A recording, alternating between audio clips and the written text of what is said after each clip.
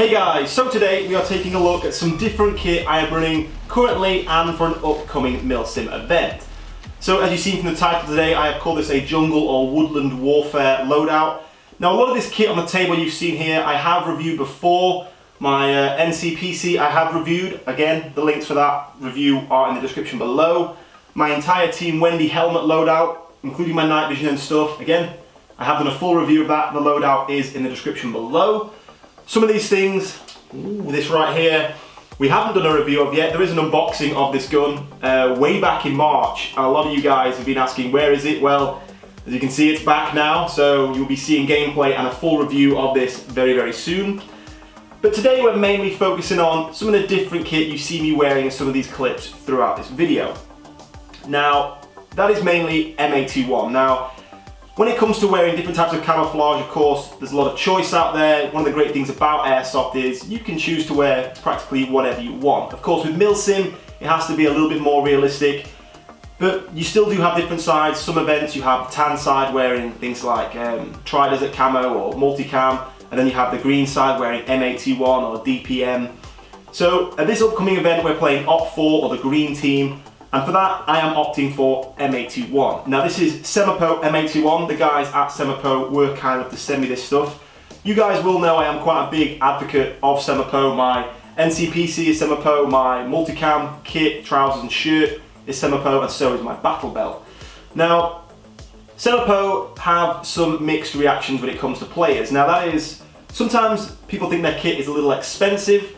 These days you can get Cry Precision multicam second hand kind of about the same price as a set of new Semapo gear, so some people might say, well, you know, what's the point in buying Semapo? Now I think they are very high quality kit, especially for a reproduction company. The quality is very, very good. So if you are wanting to buy something new but you don't want to fork out a lot of money for brand new Cry kit, then Semapo is a good company to go for. They are far better than the likes of Emerson, anything like that.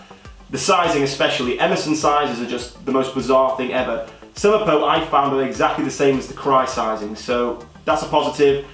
And when it comes to things like M81, if you want to buy that in Cry, you know, Marsoc loadouts and stuff, in actual real Cry, you can be looking from upwards of $800 for a set of trousers and a shirt. So Semapo is a good alternative when it comes to things like M81. It is far more expensive than standard multicam, which of course is a lot more common. And things like the NCPC, since I did the review of this, I've actually compared one of these to a friend's real Cry CPC. We sat down, we put them together, we compared everything from the colour of the material, the stitching, the Velcro, the kind of strength of it all, and it was nearly exactly the same. To the point where the guy who owns that CPC has actually sold it now for about £500, bought one of these for about £250, and he's got nearly the same plate carrier, but he's got £250 or so in his pocket. So I am very impressed with the quality of Semapo, and these new M81s are no different. Now, one of the advantages of a M81 over other types of woodland camo is, if you are playing a Milsim event, we have found that through night vision, M81 is pretty incredible. You almost completely disappear through night vision in M81. If you have got night vision, you'll know what I'm talking about. Multicam, especially kind of cheap replica multicam like Emerson stuff, it almost glows through night vision. You've got your nods up, you can't see them at all. You put your nods down and it almost reflects light. It's a bit bizarre. That's the cheaper multicam stuff like Emerson. But M81 is very good in the dark. You just completely seem to disappear through night vision, which of course is a great advantage. And if you are playing a woodland event, of course, it's a great colour. I do prefer it over DPM because in the UK at least, DPM is quite a common colour. So these are the, as I said, the brand new Semapo kit that came out in the last few weeks. The trousers themselves are actually based off the Gen 2 trousers still, which is kind of giveaway by the different colour material you've got around the knees. Gen 3, of course, it's all the same, you know, it's all the camouflage pattern. I actually prefer the Gen 2. I like that breakup of material. I think it just looks a little bit cooler having a gap, not just, you know, one block colour. I am running the Cry Precision Gen 3 knee pads.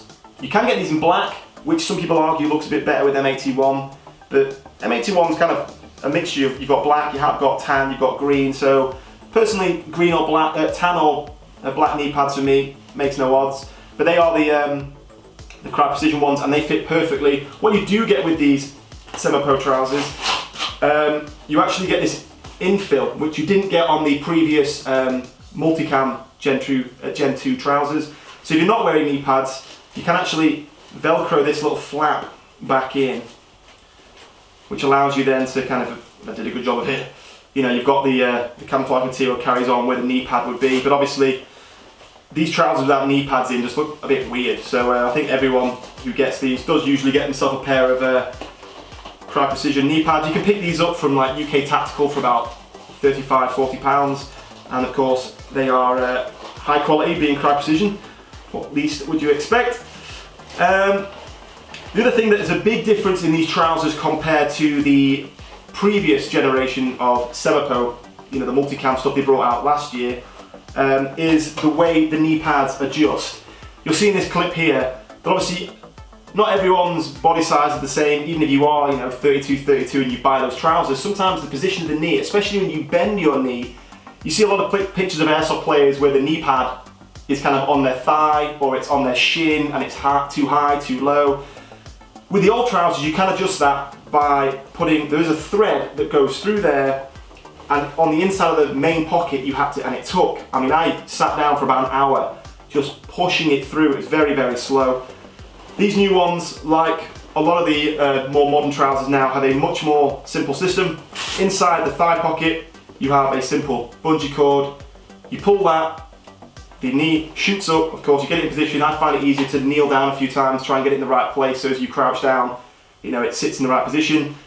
You can lock that off with the little buckle on the toggle, and then the Velcro behind the knee kind of pulls it in nice and tight. So these trousers are a little bit easier and quicker to adjust, especially on the fly, than the previous generation of multicam trousers that they made. Again, on the back, you have new little micro adjustment tabs that you didn't have previously. So again, you know, you can, you've got these in the cord here. So the trousers might be a little bit too big, a little bit too small. You can kind of make micro adjustments in the back here with this kind of bungee cord that you just simply Velcro across the back. Of course, most of us are running some kind of belt as well with it, which mainly sorts those issues out. The bottom here, you've got all your usual tabs just to keep it nice and tight. You've got little pockets on the bottom of your shins, you've got pockets on your thighs, you've got more pockets than you would ever need on these trousers. So again, they are very, very cool.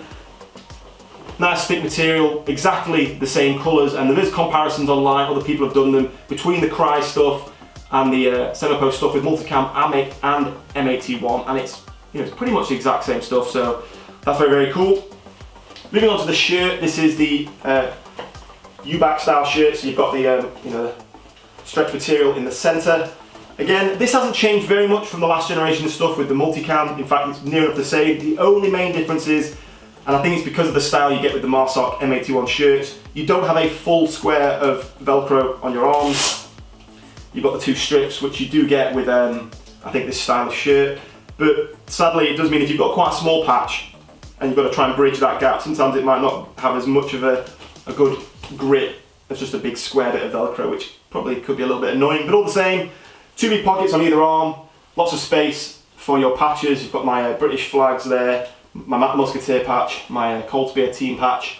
And that's about it for the shirt. There isn't much else to say. The sizes are very good. I personally always go sizes too big. I like my shirts to be long and be tucked in so they're not coming out the back. So I'm 6 foot. In real life, my waist is 32 inches, my leg is 34. But for these, I go for 34 waist and 34 leg. So it's a little bit bigger, but I like to be able to pull it in tight. It's a little bit baggier, but I'd rather that than it being too tight and just feeling horrible. Same with the shirt. This is the large when I'm in kind of civilian clothing, just a medium. But again, it's nice and long. When I did buy some Emerson stuff, so I was aware Emerson does come smaller than you'd expect. I bought an extra large shirt and it still wouldn't quite tuck in. So sent it back, ordered an extra, I think it was a XXL shirt. It still won't tuck in. For some reason, Emerson shirts, as they get bigger, they don't get longer, they just get wider. They just think people grow this way, they don't grow this way. So Emerson sizes are really, really bad, whilst the semi-pro stuff, again, it's pretty much the same as Cry, which is the American sizing, of course, Cry being an American company. So the sizing for these is much, much better than any other company I've come across. So that's a positive. So overall, I do really enjoy these. I think they look really, really cool if you are running them with, say, multicam kit. For this weekend, I'm actually running something different, as you can see in these clips on screen now. I'm actually running this Chinese type, I forget the number, but it's a Chinese chest rig. This cost me about £15 from Gunfire. There's lots of little cheap plate carriers in there. I'm probably going to run this once or twice for an Op 4 loadout. We can't run the multicam stuff, of course. So I've just got this. It holds, you know, these are actually AK pouches, but they do fit. I've checked, you know, 2 M4 mags in each one, so I can fit 8. And then there's just 2 big admin pouches that can fit smokes, Enola Gaze, you know, tremor grenades, anything in the sides there. So I'm going to be running that this weekend with my lid for night vision or for recording. But I think it looks pretty cool, again, with the M81, and it kind of goes with that jungle loadout a little bit. So that's pretty cool as well. So I just thought I'd do this quick video to show you guys some of this new stuff. I get a lot of questions about what gear I'm running. Of course, don't forget to check out my website, MattTheMusketeer.com. If you go to /gear, there is every little piece of equipment on this helmet, all the bits and pieces on this gun, all the things I run on my plate carrier. Every question you could possibly have about my gear is answered on my website. So the link to that is in the description. Stop by there if you have questions about guns and gear. So I hope this video did help you guys out. The link to Semapo and all their stuff will be in the description below. But in the meantime, guys, thank you for watching, and I'll see you soon.